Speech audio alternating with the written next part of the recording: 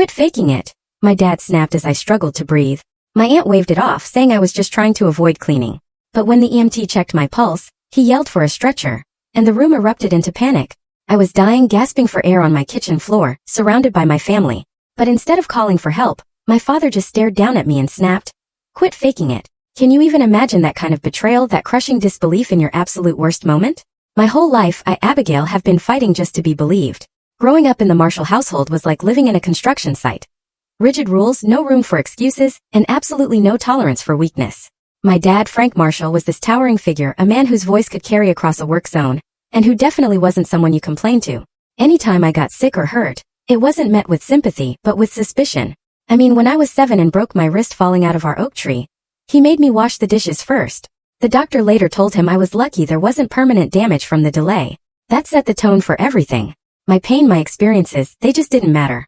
My mom died when I was 4, and maybe that explains some of his harshness, but it never ever excused it. She was our shield, the one who buffered us from his unfiltered judgment. Without her, we were completely exposed. And then there was Aunt Martha, my dad's sister. Perfectly coiffed hair, always arriving with a backhanded compliment disguised as concern. "Are you sure you should eat that, Abigail? Or that outfit is certainly a choice." She appointed herself my feminine role model after Mom, but her guidance was just criticism wrapped in a thin, almost transparent layer of helpfulness. The only person who truly saw me was my younger sister, Jessica. She somehow escaped the dramatic label that clung to me like a shadow. When I'd get migraines so bad I'd be throwing up in the bathroom, Jessica would just quietly bring me water and sit with me in the dark. If Dad accused me of faking to skip school, she'd defend me in her soft way, even though it rarely changed anything. By the time I was 16, I'd internalized their dismissal so deeply that I started to doubt myself. Maybe I was being dramatic. Maybe other people didn't feel pain like this. I stopped talking about it, pushing through fevers and injuries with this stubborn, silent determination. Of course, that only reinforced their belief that my earlier complaints were just exaggerations. Getting into State University 300 miles away felt like a prison break. For 4 glorious years, I built a life where people took me at my word. My roommate, Elaine, never questioned me when I said I needed a quiet day for a migraine. My professors granted extensions when I was genuinely sick. For the very first time, I experienced what it was like to be believed, to have my experiences validated instead of dismissed. After graduation, I got a job at a marketing firm in the city, vowing never to move back home. I called on holidays, visited twice a year with carefully planned exit strategies, and truly built a life separate from the family that had made me doubt my own reality. Then the economy tanked. Our firm lost 3 major clients in a month, and as one of the newest hires, I was among the first let go. With student loans and city rent, my savings vanished terrifyingly fast. After 3 months of job searching with no success, I had to face the unthinkable, moving back to my hometown. Dad offered the apartment above the garage rent-free until I got back on my feet.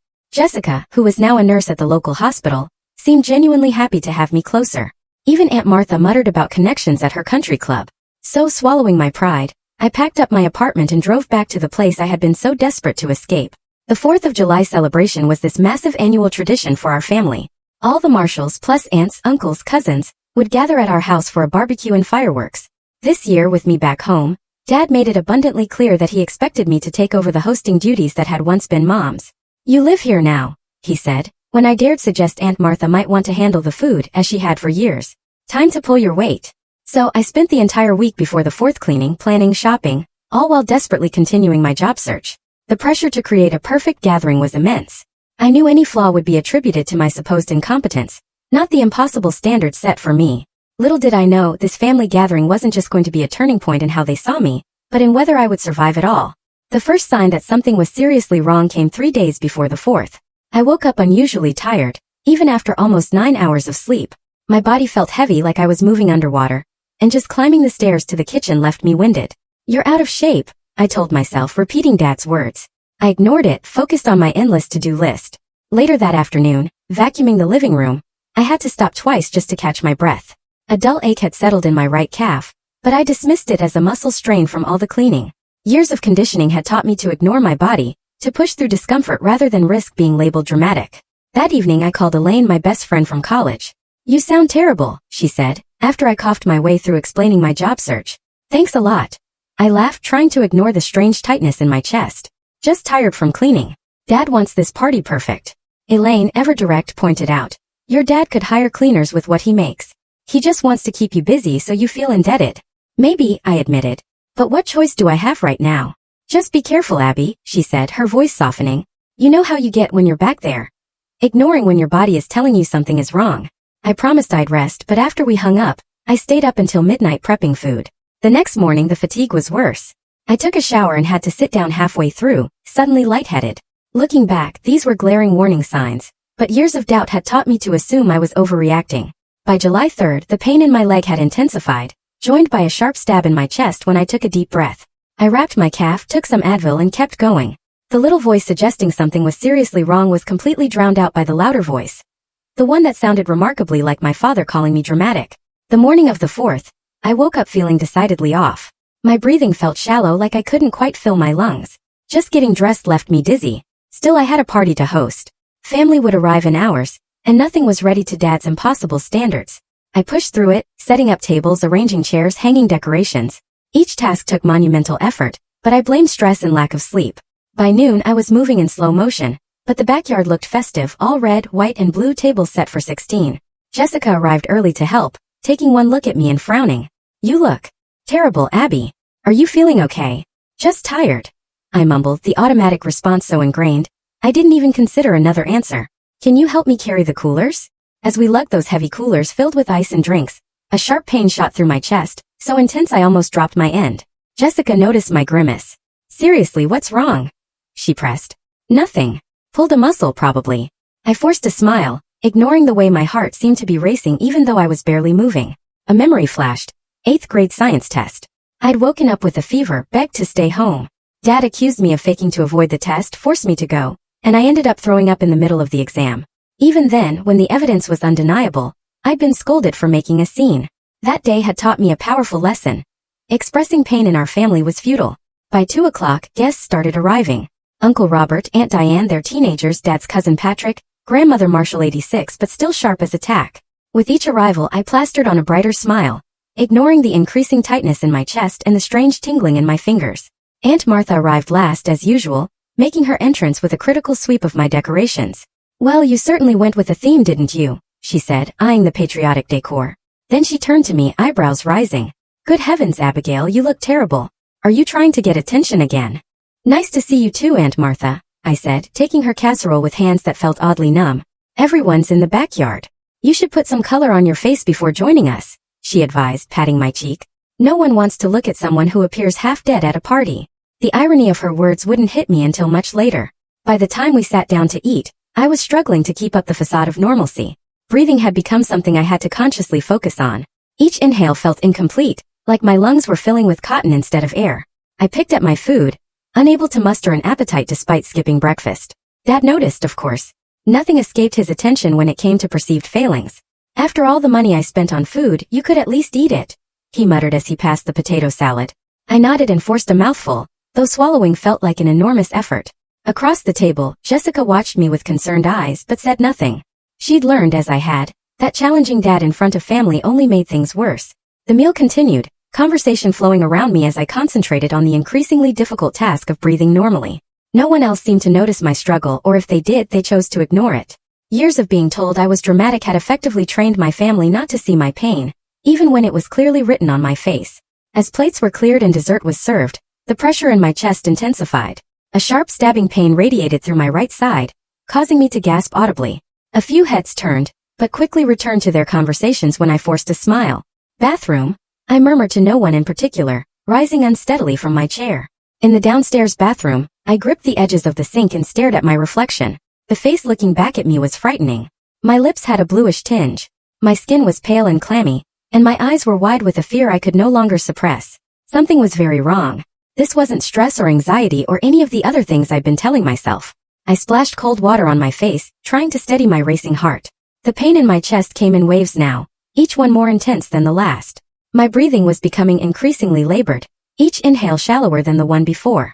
Get it together, I whispered to my reflection, repeating my father's mantra. Stop being dramatic. But my body was beyond responding to these ingrained commands. This wasn't something I could push through with willpower alone. I stayed in the bathroom for several minutes trying to compose myself, before returning to the backyard. The effort of walking those few steps left me dizzy and gasping. Dad caught my arm as I nearly stumbled back into my chair. You okay? He asked, but the question held more annoyance than concern. Fine, I managed, the lie automatic. As dessert concluded, Dad stood, clapping his hands for attention. All right, everyone.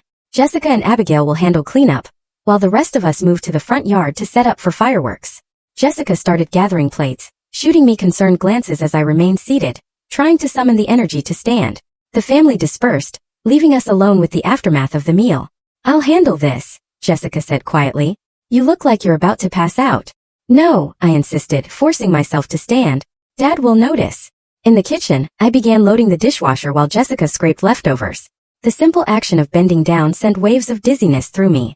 The kitchen light seemed too bright, then too dim, my vision tunneling strangely. The stack of plates in my hands suddenly felt impossibly heavy. I tried to set them on the counter, but my arms wouldn't cooperate. The crash of breaking dishes echoed through the kitchen as they slipped from my grasp and shattered on the tile floor. The noise brought my father storming back into the kitchen, his face dark with anger. What the hell, Abigail? Those were your mother's plates. I tried to explain, but my lungs seemed to seize. I couldn't draw enough air to form words. My hand went to my chest, pressing against the vice-like pain that had taken residence there. I can't breathe, I finally gasped, the words barely audible. Dad rolled his eyes, interpreting my physical distress as an emotional response to breaking the plates. Quit faking it, he snapped. Clean up this mess and get back to work. Aunt Martha appeared behind him, surveying the broken dishes with disapproval. Really, Abigail, we all know you've always tried to get out of cleanup duty, but this is ridiculous. The edges of my vision began to darken as I struggled for air. I reached for the counter to steady myself, knocking over a glass that joined the shattered plates on the floor. She's not faking it, Jessica shouted, a sound so unexpected from my usually quiet sister that it momentarily silenced everyone. Look at her. Something is really wrong. She's always been like this, Dad dismissed, though a flicker of uncertainty crossed his face as he took in my gasping form. Always making a scene. Uncle Robert stepped into the kitchen, drawn by the commotion. His expression shifted from curiosity to concern as he saw me leaning heavily against the counter, my breathing rapid and shallow. Maybe we should call someone, he suggested, moving toward me. She's fine, Dad insisted, but his voice held less conviction. She just needs to calm down. I can't breathe, I repeated, the words coming between desperate gasps for air. The room was spinning now, faces blurring together as my oxygen-starved brain struggled to process what was happening. My legs gave out, and I slid down against the cabinets, landing amidst the broken dishes. The pain in my chest was overwhelming, radiating through my entire body.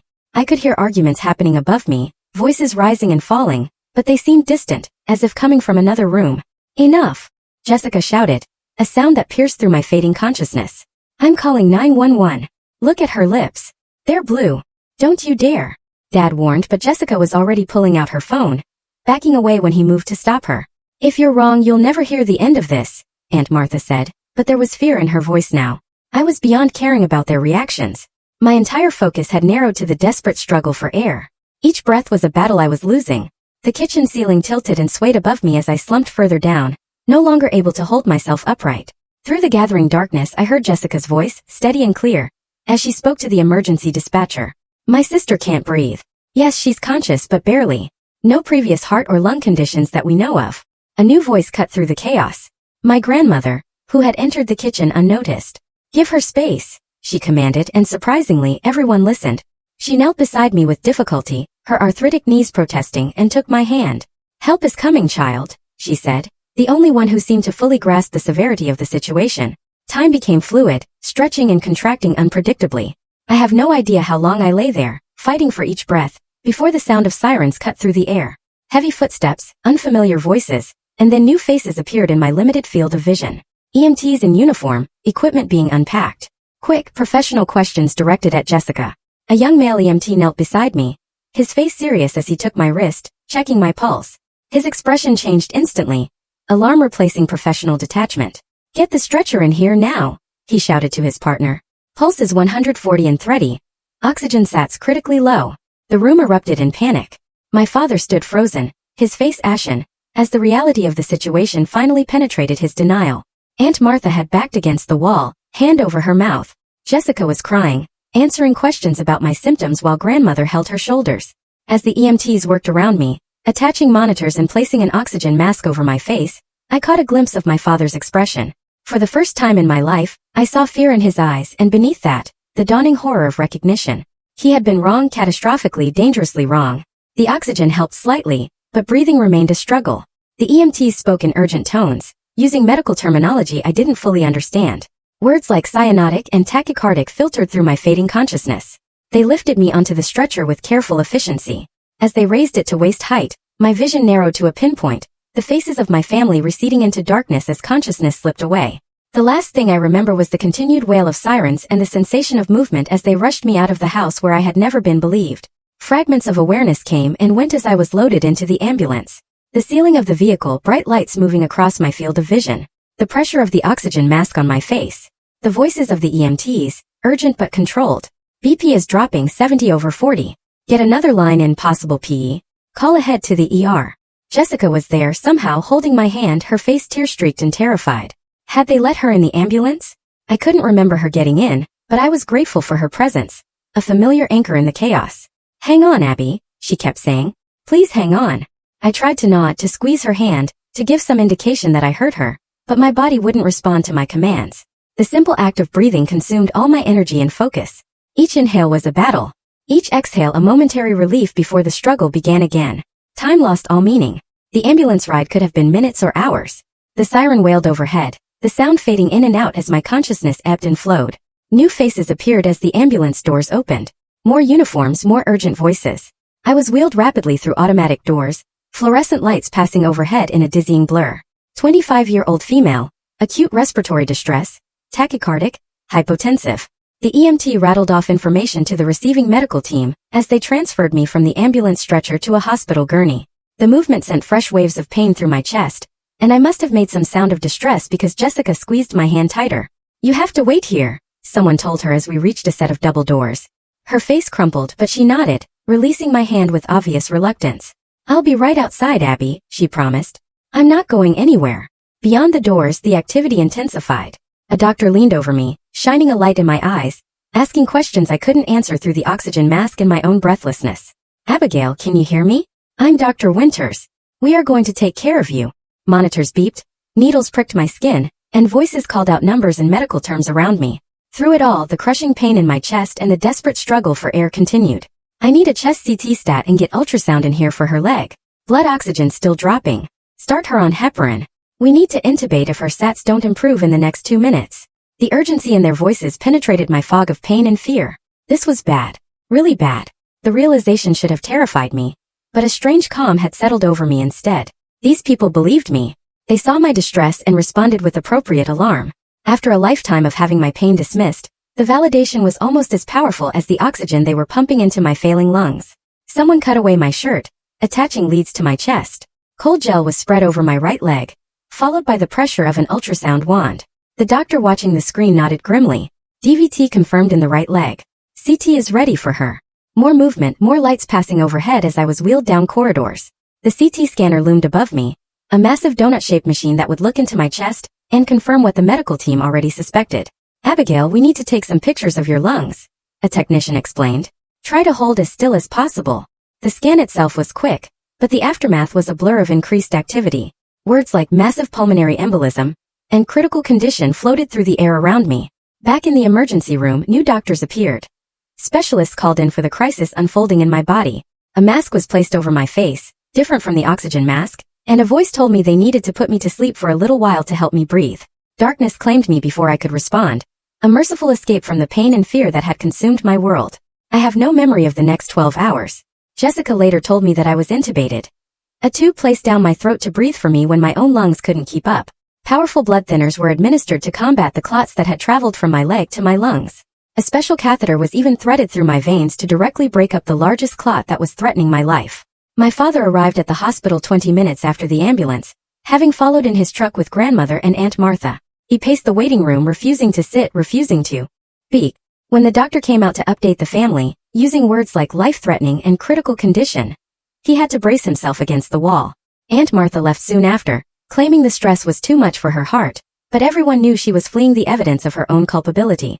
Uncle Robert stayed, providing silent support to Jessica and making sure my father didn't collapse from shock and stress. Throughout the night, as I lay unconscious in the ICU, my family waited. Jessica refused to leave, curling up in an uncomfortable chair in the waiting room when they wouldn't let her stay by my side. Grandmother Marshall, despite her age and arthritis, remained until dawn, quietly knitting and occasionally fixing my father with a look that spoke volumes about her thoughts on his behavior. The world returned slowly, in fragments and sensations. First, the steady beeping of monitors, then the antiseptic smell of hospital surroundings. Finally, the dull ache in my throat that indicated the breathing tube had been removed. I opened my eyes to a dimly lit hospital room. Jessica sat beside the bed, her head drooping in exhausted sleep, her hand still holding mine. The simple act of breathing was no longer a desperate struggle, though each inhale caused a dull pain in my chest. My movement must have alerted her, because Jessica jerked awake, her eyes widening as they met mine. "Abby," she whispered, her voice cracking. "You're awake." I tried to speak, but my throat was raw from the intubation. Jessica quickly held a cup of water with a straw to my lips, helping me take small sips that soothed the burning sensation. "What happened?" I managed to rasp after a few moments. Jessica pressed the call button before answering. "You had blood clots in your lungs. Pulmonary embolism, they called it." "It was." She paused, swallowing hard. "It was really bad, Abby. They said if we had waited much longer to call the ambulance." She didn't need to finish the sentence. We both knew what she meant. I had nearly died on my father's kitchen floor while he accused me of faking. A nurse entered, smiling when she saw I was awake. She checked the monitors, made notes on a tablet, and promised the doctor would be in soon. She adjusted my pillows with gentle efficiency, treating my body with a care I was unaccustomed to receiving. Dr. Winters arrived shortly after, a tall woman with kind eyes and an air of quiet competence. "Good to see you awake, Abigail," she said, picking up my chart. "You gave us quite a scare." She explained what had happened in medical terms that nonetheless painted a terrifying picture. A deep vein thrombosis, a blood clot, had formed in my right leg, likely due to prolonged inactivity during my recent move and job search. Pieces of this clot had broken off and traveled through my bloodstream to my lungs, blocking pulmonary arteries and preventing proper oxygenation of my blood. "The technical term is pulmonary embolism, or PE," she said. "Yours was significant, blocking several major vessels. Your right lung was almost completely compromised, and your left was struggling to compensate." She didn't sugarcoat the severity. "Your condition was critical when you arrived. Your oxygen levels were dangerously low, and your heart was straining to pump blood through blocked vessels. Without immediate intervention, the outcome would have been fatal." Fatal? The word hung in the air between us. I had been dying, and no one in my family except Jessica had believed me until it was almost too late. "We performed a catheter-directed thrombolysis to break up the largest clots," Dr. Winters continued. "You'll need to remain on blood thinners for at least 6 months, possibly longer. We'll monitor you closely for any complications or recurrence." She reviewed the treatment plan, the medications I would need, the follow-up appointments that would become part of my routine. Throughout her explanation, she addressed me directly, taking my questions seriously, validating my concerns. The contrast between her approach and my family's dismissal was stark and painful. After she left, Jessica filled in the gaps in my memory, explaining what had happened after I lost consciousness in the ambulance. "Dad followed us to the hospital," she said. "He looked like a ghost, Abby. When the doctor came out and told us how serious it was, that you might not make it, he just sat down on the floor right there in the middle of the waiting room. Grandmother finally made him get in a chair." She described how he had paced the waiting room all night, refusing food or comfort, speaking only to ask for updates on my condition. "Aunt Martha left after the first hour," Jessica continued, a hint of anger in her voice. "Said she couldn't handle the stress. Uncle Robert stayed though. He made sure Dad ate something, called the rest of the family to update them." The news that my father had shown genuine concern was both surprising and confusing. My emotions about him were a tangled mess, relief at his worry competing with anger at his dismissal of my symptoms. "He's here now, actually," Jessica added hesitantly. "In the cafeteria. He's barely left the hospital. Do you want to see him?" I wasn't ready for that conversation. "Not yet." I shook my head and Jessica didn't push. She understood, better than anyone, the complicated feelings I harbored toward our father. Throughout the day, nurses came and went, checking vitals, administering medications, asking about my pain levels, and treating them seriously when I answered honestly. One nurse spent nearly 10 minutes explaining how the pain medication worked and encouraging me to ask for more if I needed it, assuring me that reporting pain was not weakness, but necessary information for my treatment. "Many patients, especially women, underreport pain," she told me. "They've been conditioned to think they should tough it out, or that they aren't really hurting as badly as they think. But pain is important information that helps us treat you properly." Her words struck a chord so deep I had to turn away to hide sudden tears. My entire life, I had been taught that expressing pain was weakness, that my perceptions of my own body were unreliable and dramatic. Here was a medical professional telling me exactly the opposite, validating the very experiences my family had trained me to doubt. Later that afternoon, Jessica brought my phone, which was filled with messages from friends who had heard about my hospitalization. Elaine had texted hourly, increasingly frantic when I didn't respond, culminating in a message saying she was driving down from the city the next day to see me. My college roommate, my former coworkers, Even casual acquaintances had reached out with concern and well wishes. Their messages formed a stark contrast to my family's years of dismissal. These people, some of whom I had known for only a short time, believed me without question when Jessica told them I was seriously ill. The door to my hospital room opened, pulling me from these reflections. My father stood in the doorway looking smaller, somehow diminished by worry and what might have been guilt. Jessica squeezed my hand and discreetly left, giving us privacy for what would inevitably be a difficult conversation. Dad approached the bed cautiously, his eyes taking in the monitors, the 4 lines, the hospital apparatus that testified to the severity of my condition. "Abigail," he said, his voice rough with emotion, "how are you feeling?" "Better," I answered simply, unsure what else to say. He nodded, then stood awkwardly at my bedside, hands shoved in his pockets. The silence stretched between us, heavy with unspoken accusations and apologies. "The doctor says you're going to be okay," he finally said. "That's good news." I nodded, waiting for more, for some acknowledgement of what had happened, of his role in delaying my treatment. But he only shifted uncomfortably, commenting on the hospital food, the weather, anything but the elephant in the room. After a few minutes of this strange small talk, he excused himself, promising to return later. As he reached the door, he paused, looking back at me with an expression I couldn't quite read. "I'm glad you're all right," he said. And then he was gone, leaving me alone with the beeping monitors and the weight of everything left unsaid. A week into my hospital stay, Dr. Winters suggested a family meeting. My condition had stabilized, and I was being prepared for discharge in another day or 2. She felt it was important for my family to understand the severity of what had happened, and the care I would need during recovery. "Pulmonary embolism isn't just a one-time emergency," she explained to me beforehand. "It requires ongoing treatment and lifestyle adjustments. Your family needs to understand that this is serious, and that your symptoms should never be dismissed." The unspoken subtext was clear. She had pieced together, from comments Jessica had made and perhaps from my own reluctance to have my family visit, that their dismissal of my symptoms had nearly cost me my life. This meeting was her way of ensuring it wouldn't happen again. My father arrived first, followed by Jessica and grandmother Marshall. To my surprise, Uncle Robert came as well, along with Aunt Martha, who hadn't visited since that first night. They arranged themselves awkwardly around my hospital room, no one quite meeting my eyes. Dr. Winters began by outlining what had happened in clear, unemotional terms. She explained how the blood clots had formed, how they had traveled to my lungs, and how they had blocked the vessels that carried oxygen to my blood. When Abigail arrived at the emergency room, she said, her gaze sweeping across my family members, her oxygen saturation was critically low. Her heart was racing, trying to compensate for the lack of oxygen, putting additional strain on an already compromised system. In medical terms, she was in acute cardiopulmonary distress. She paused, letting that sink in before continuing. To be perfectly clear, without immediate medical intervention, Abigail would have died. We are talking about a matter of hours, possibly less. The room was silent except for a small sound from my grandmother, something between a gasp and a sigh. "The early symptoms of pulmonary embolism can be subtle," Dr. Winters continued. "Fatigue, shortness of breath, chest pain that worsens with deep breaths. These might be mistaken for other conditions, but they should never be ignored or dismissed." Her emphasis on the word dismissed was slight, but unmistakable. My father shifted in his seat, his discomfort evident. "How were we supposed to know?" he finally asked, a defensive edge to his voice. "We're not doctors." Dr. Winters regarded him steadily. "You were not expected to diagnose her condition, Mr. Marshall. But when someone says they cannot breathe, believing them is a good first step. Seeking medical attention promptly can make the difference between life and death in cases like this." The rebuke, though professional in tone, was clear. My father looked away, his jaw tight. As Dr. Winters concluded her explanation and opened the floor for questions, a strange calm settled over me. For years I had suppressed my feelings about how my family treated me, swallowing hurt and anger in the name of keeping peace. But sitting in that hospital bed, with the evidence of their dismissal laid bare in medical terms, something shifted inside me.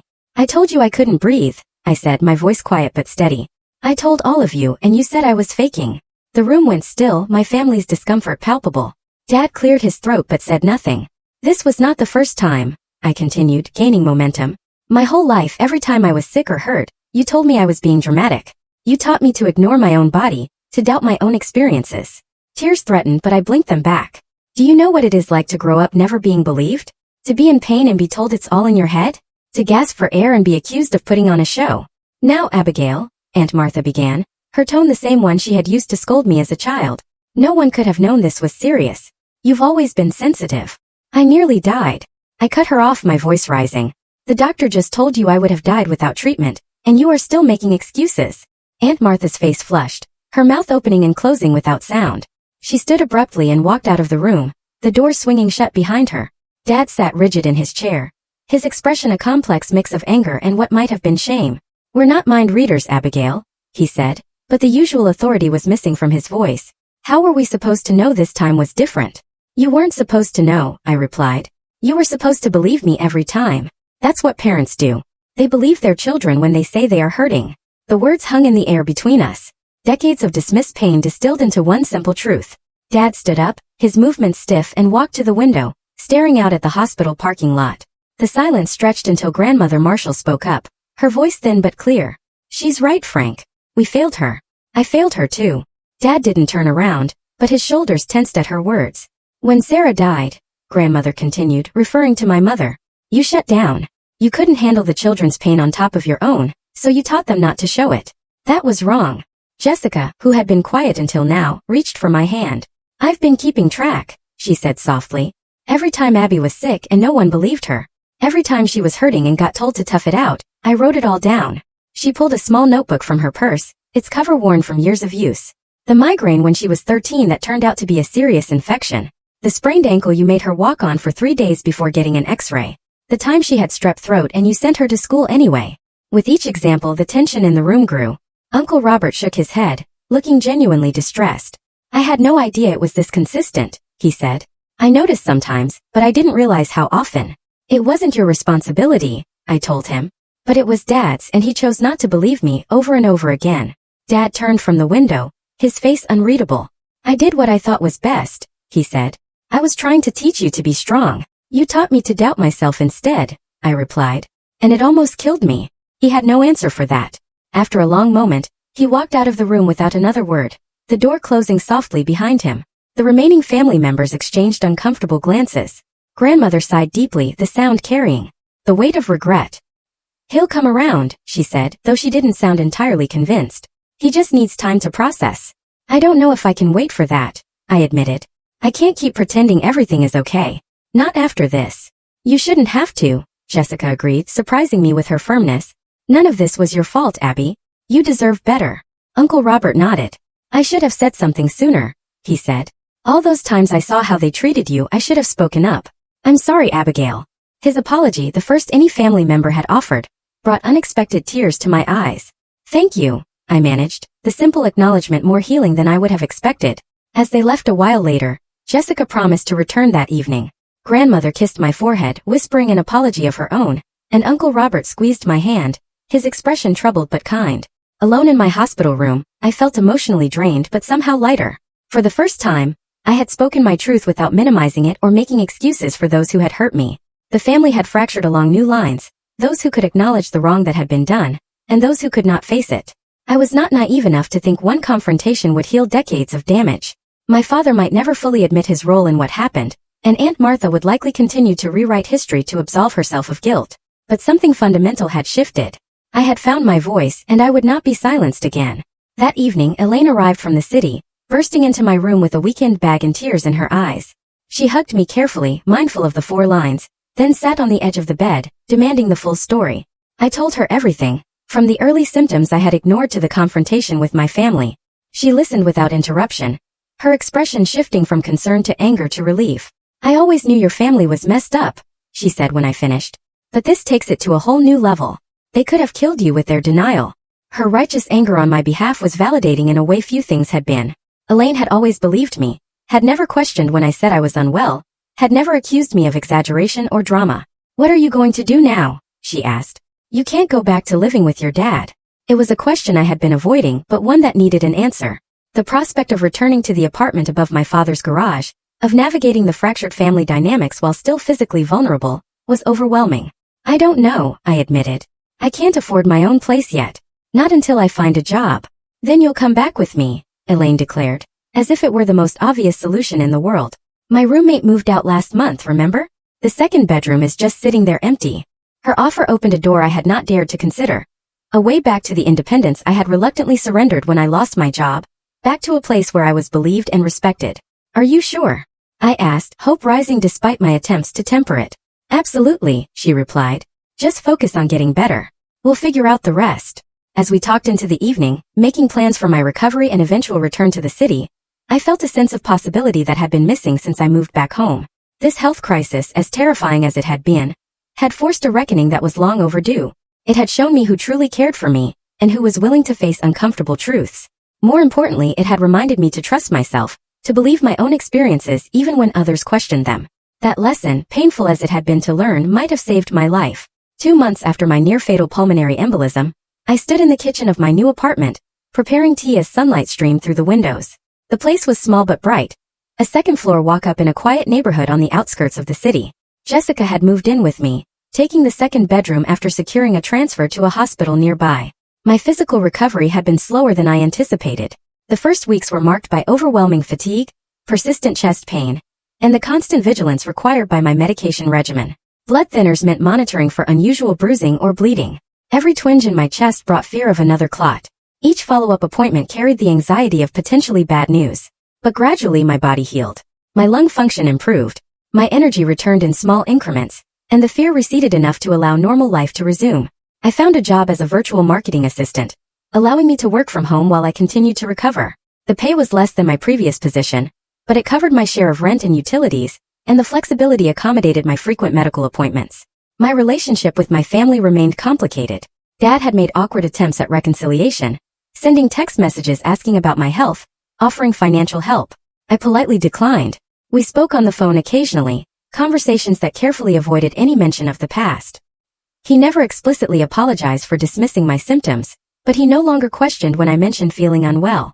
Aunt Martha and I had no contact at all. She had sent a generic get-well card to the hospital with no personal message, and neither of us had reached out since.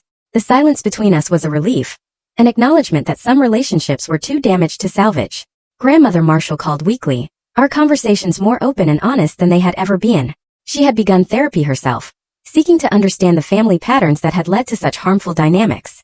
"I should have protected you more," she told me once. "I saw what was happening and said nothing. That stops now." Uncle Robert had become an unexpected ally, visiting often and making a point of asking genuinely about my health and well-being. He had confronted Dad about his treatment of me, causing a rift between them that had yet to heal. But the most profound change was within myself. I had stopped second-guessing my own experiences. When my body signaled pain or illness, I listened without the filter of doubt that had been instilled in me. I no longer waited until symptoms became unbearable before seeking help. I had learned at great cost that my perceptions were valid, my pain real, my needs legitimate. One Tuesday morning I ran into Dad at the grocery store. An unexpected encounter that left us both momentarily speechless in the produce section. He looked older somehow, the lines around his eyes deeper than I remembered. "Abigail," he said finally, "you look well."